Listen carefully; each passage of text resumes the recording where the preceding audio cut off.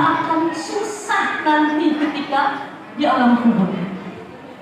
Lalu Rasulullah mengatakan, wahai para sahabat, kalau ada di antara kalian sahabatku, ada yang pernah aku ambil haknya, ada yang pernah aku sakiti, baik disengaja maupun tanpa disengaja, maka pada kesempatan ini ayo sampaikan kepada aku. Sampaikan kepada aku.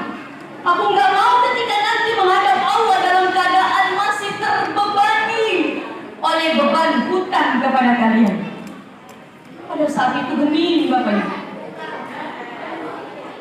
Para sahabat menundukkan kepala, tidak sedikit yang meneteskan air mata dan berkata dalam hati, ya Allah, apakah mungkin sudah tiba waktunya harus berpisah dengan Rasulullah?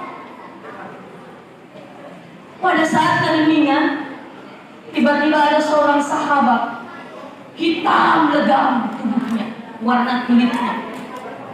Dia angkat tangan, dia berkata, ya Rasulullah, namanya Abu As'ad Ad-Du'ali.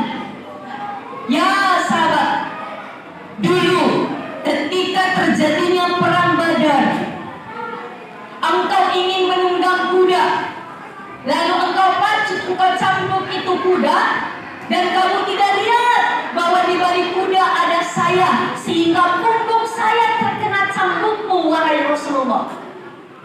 Jadi saya mau balas agar engkau pun bisa tenang. Maksudnya saya ingin juga membalas, aku ingin mencambuk tubuhmu agar kita 0-0.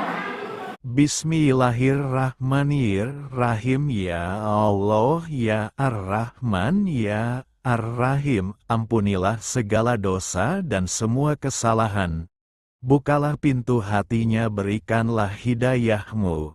Jadikanlah hambamu yang istiqomah dalam agamamu, dan berikanlah dia keselamatan, kebahagiaan, kebaikan di dunia dan akhirat, serta rezeki yang halal banyak dan berkah, rumah tangga yang sakinah, mawadah dan warahmah kepada seluruh pengunjung dan penonton yang berlangganan dengan ceramah Bugis Viral Channel dengan menekan tombol subscribe di bagian bawah layar video. Amin ya Allah.